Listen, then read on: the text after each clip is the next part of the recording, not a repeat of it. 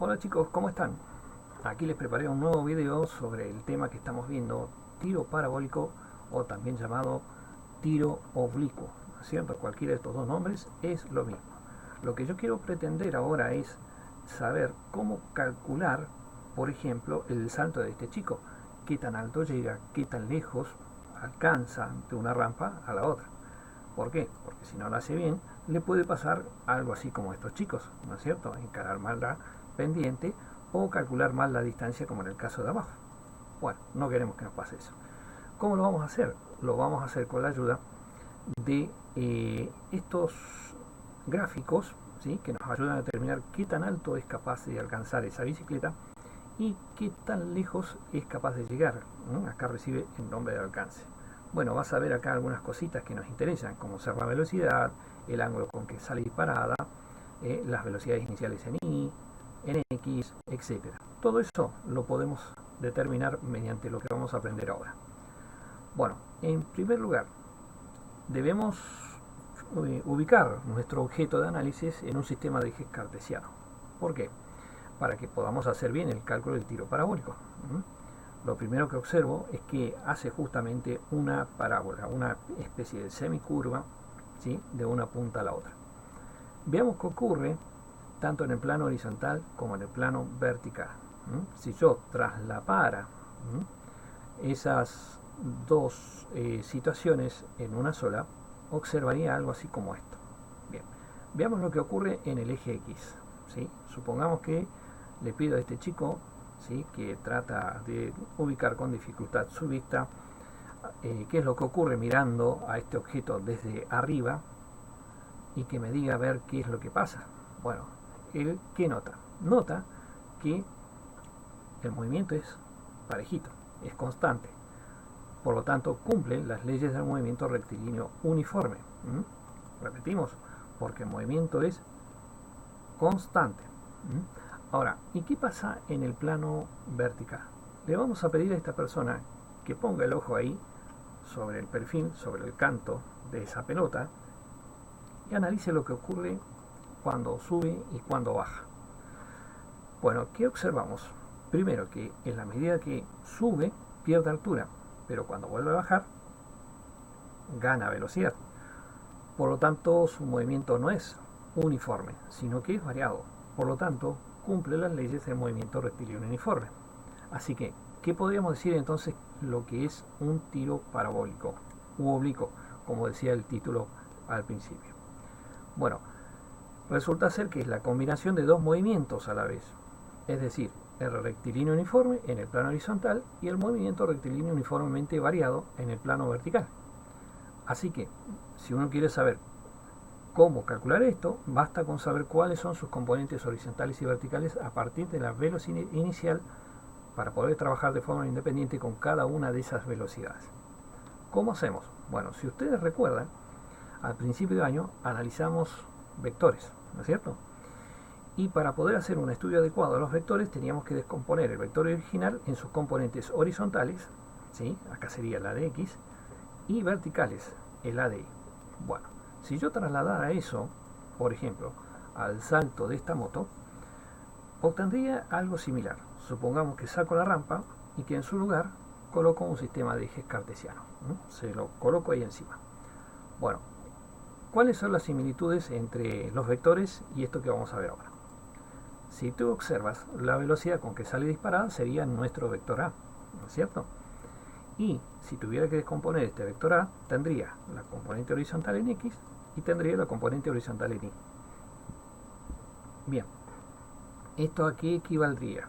Bueno, equivaldría, por ejemplo, el vector A la velocidad inicial. Y la componente horizontal en X sería la velocidad inicial en el eje X. Por extensión, la componente vertical sería la componente vertical de la velocidad inicial en el eje Y. Bien, ¿y qué hago ahora? Bueno, ahora podría calcular, por ejemplo, el ángulo con que sale disparado, ¿sí? Pero primero tengo que establecer cuánto valen esas velocidades. Por ejemplo, ¿a qué vale la velocidad en la componente horizontal? La velocidad inicial. Vale lo que te muestra acá la formulita en el cuadrito rojo. Sería su velocidad inicial por el coseno del ángulo. Y algo similar haría con la velocidad inicial en el eje Y. Sería esta vez esa misma velocidad inicial, pero en el seno del ángulo. Bien, vamos a trasladar esto a una situación práctica. Supongamos que tengo que resolver este problema. Una persona se dispone a saltar de una rampa con una velocidad inicial de 90 km por hora. A los efectos prácticos lo pasamos a metros segundo porque trabajamos en el sistema internacional. Y si la rampa tiene una inclinación de 30 grados, calcular A. ¿Cuál es la altura máxima que alcanza? ¿Sí? ¿Cuánto tiempo está en el aire? ¿Y a qué distancia cae de la rampa? Bueno, antes de siquiera hacer cualquier cálculo, lo primero que debo establecer es cuáles son sus componentes horizontales y verticales de la velocidad inicial. Por ejemplo, para VI de X dijimos que era la velocidad inicial por el coseno del ángulo. Esto, ¿no es cierto?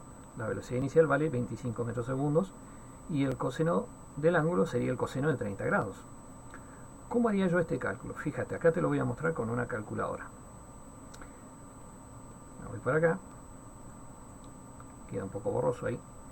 Tendría que multiplicar 25 por el coseno de ¿cuánto? De 30 grados, ¿no es cierto? Listo. Puedo elegir cerrar con paréntesis y luego poner igual. ¿Qué me da? 21,65. ¿Sí? Ahí lo tengo. 21,65. El 0,87 es solamente lo que vale el coseno del ángulo. Si tú pones coseno de 30 grados te va a dar 0,87. Bien, vamos a hacer lo mismo, pero con el seno de 30 grados, ¿no es cierto? La misma operación. Voy a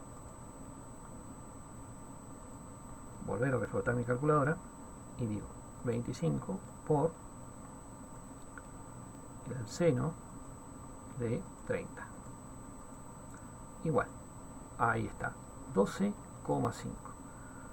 Hacemos la cuentita provisoria. Si tú calculas el seno de 30 te va a dar 0,5, pero al final vas a llegar a este mismo resultado, 12,5. Muy bien, esto es lo primero y fundamental. Recién ahora podemos calcular todo lo que viene. Veamos, ¿cuál es la altura máxima? Lo que yo quiero calcular es esto, la altura máxima, qué tan alto llega. Lo primero que tenemos que hacer era lo mismo que hacía cuando calculamos caída libre, ¿no es cierto? Tú calculabas primero el tiempo, así que aunque no te lo pida la consigna, lo primero que debes hacer es calcular el tiempo. ¿Cómo era la fórmula en caída libre? Era la velocidad inicial sobre g, pero guarda, acá vamos a utilizar la velocidad de la componente vertical de la velocidad inicial, que es VI de I. Ojo con eso, no cualquier velocidad. Bueno, ¿y cómo sacamos la componente vertical? Bueno, ya lo habíamos calculado. En el paso anterior lo hicimos, donde yo obtenía que la velocidad inicial en I es 12,5. Lo único que tengo que hacer es reemplazar ese 12,5 en la fórmula de tiempo que yo tenía acá y me da 1,25 segundos. Excelente, ahí está, ese es mi tiempo para llegar a mi altura máxima. Luego lo único que tengo que hacer es reemplazar en la fórmula de altura para el movimiento rectilíneo variado. Recuerda que cuando sube y cuando baja utilizamos las fórmulas de rectilíneo variado. Bueno, reemplazo la velocidad inicial en I, que ya dijimos es 12,5, y multiplico por el tiempo que acabo de obtener. La cuenta ya está acá hecha, me da 7,81 metros. Bien, sigamos. ¿Cuánto tiempo está en el aire? Si suponemos que lo que tardó en subir es lo mismo que tarda en bajar, lo único que tenemos que hacer es multiplicar ese tiempo que habíamos calculado, 1,25, por 2. Y ahí tenemos el tiempo total que estuvo en el aire, 2,5 segundos. Bueno, ¿a qué distancia cae de la rampa? Lo que tú pretendes averiguar acá es esto. ¿Qué tan lejos llega desde el punto de donde sale de la rampa? ¿No es cierto? Bueno, para ello, como dice acá, en el plano horizontal la velocidad permanece constante por tratarse de un caso de movimiento rectilíneo uniforme. Por lo tanto, basta con determinar cuál es la distancia o alcance en MRU y lo aplicamos a nuestro acróbata. Bueno, cuál era esa velocidad. Lo habíamos calculado acá, ¿no es cierto? Ahí la tenemos, velocidad en X 21.65. Después lo trasladamos ahí, lo multiplicamos por el tiempo total que está en el aire, ¿sí? Recuerda que habíamos calculado 2.5 tiempo total, no el tiempo de qué tan alto llega, sino de todo el recorrido, y ahí me da el alcance, 54,13. Bien, resumiendo, vamos a juntar las respuestas en un solo enunciado. ¿Cuál es la altura máxima alcanzada? 7.81 metros. ¿Cuánto tiempo está en el aire? 2.5 segundos. ¿Y a qué distancia cae de la rampa? 54.13, como habíamos calculado recién. Bueno, chicos, espero que este resumen de este ejercicio de tiro parabólico les haya servido. En el siguiente video estoy preparando un caso de tiro horizontal, así que sigan la línea que les explico cómo resolverlo. Hasta luego.